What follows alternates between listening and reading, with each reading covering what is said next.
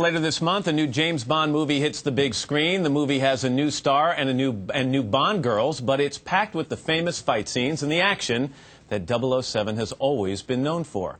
Here's a look back at Bond. You're going to have to trust me on this. Oh, no, I don't. The world's most famous British secret agent is back. And he's traveled a long road to get here. Ian Fleming wrote the book on Bond, James Bond, back in 1953. But it was the 1962 film Dr. No that first brought 007 to life. Bond. James Bond. Since then, we've watched him evolve. Stay where you are. We've met his girls. And we've caught on to his catchphrases. Miss Kennedy, would you get me a medium dry vodka martini? What is that? Shaken, not stirred. Now, after a 4-year wait, he's returned for his 21st big screen adventure. It's called Casino Royale. And we're going back to Bond's first License to Kill mission. But in this Bond film, a new guy will take over, becoming only the 6th man to hold the coveted role. You noticed. His name is Daniel Craig. So who is this blonde Bond? This is insane! He's got Lara Croft Tomb Raider and Munich on his resume. But his casting has been surrounded by controversy. But just like James Bond, he survives and has already wowed the critics and captured rave reviews. Daniel Craig, good morning. Good morning, how are you? Congratulations. Can you take a deep breath yet? 2 or 3, I think. Yeah? I mean, let me read you some of the early reviews, okay? I don't know if you're one of the types of people who goes for reviews. I'm trying to avoid them, but well, the go Daily ahead. Mirror says, make no mistake, the rule book has been shaken, has been truly torn up for 007's latest movie. The film does not disappoint. You'll be shaken, you'll be stirred, heck, you'll be blown away. Our producer, Lindsay Smith, more importantly, says it's awesome. All right? I mean, Can you finally look at the critics, the people who were just blabbing away over the last year and say, relax, the movie's over and people think it's pretty good?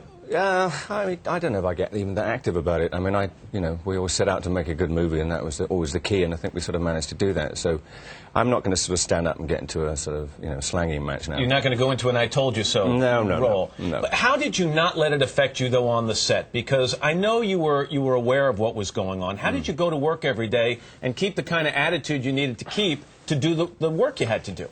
Look, I mean, I'd be lying to you if I said that it didn't affect me, but again, it's just what you do, how do you respond? What you have to do is, what I did was I just said, okay, I've got to make the best of this, and I've got to sort of use this and to strengthen my resolve and get on with it and do the best job I can.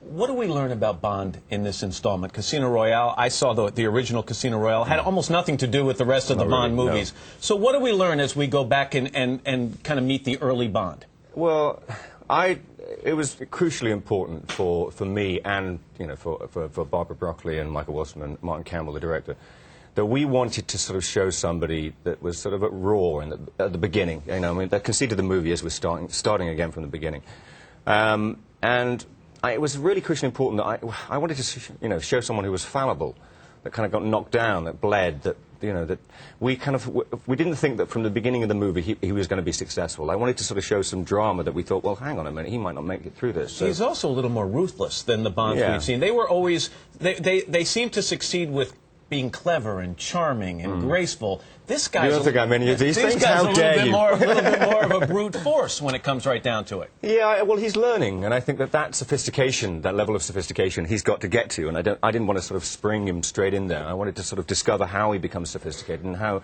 through experience, he becomes the guy he is. It's interesting because although it's the modern-day Bond, it's really a look back, and some people have said this Bond is fitting for the times we live in. We live in a dangerous, difficult, uncertain time, and he's the kind of Bond we're getting. Well, yeah, I mean, if they've done anything to Bond movies over the years, that's, they've adapted with the time, and we didn't consciously try to go into that. I mean, but that's obviously what's kind of a little bit of what's happened. People talk about Bond, of course, they're going to talk about you, you're going to talk about the Bond girls as well. We meet Eva Green in this. Let's take a clip, and then you can tell me how you rate her on the Bond girl scale. Okay, all right.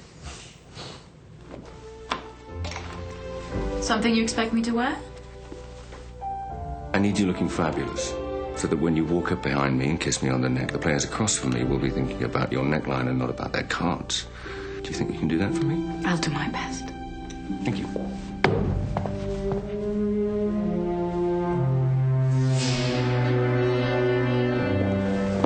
I have a dinner jacket. Show you the business of promoting a movie. I was looking at the Bond girl. He's looking going, I think I'm wearing that same tie this morning. Wardrobe. How many Bond movies are you going to make, Daniel? I'm contracted for 3. Looking forward to it? Yeah, I am now. As I said, reviews are great. Congratulations. Get all the hoopla behind you and go out and have some fun. Thank you. Pleasure to have you. Pleasure seeing you.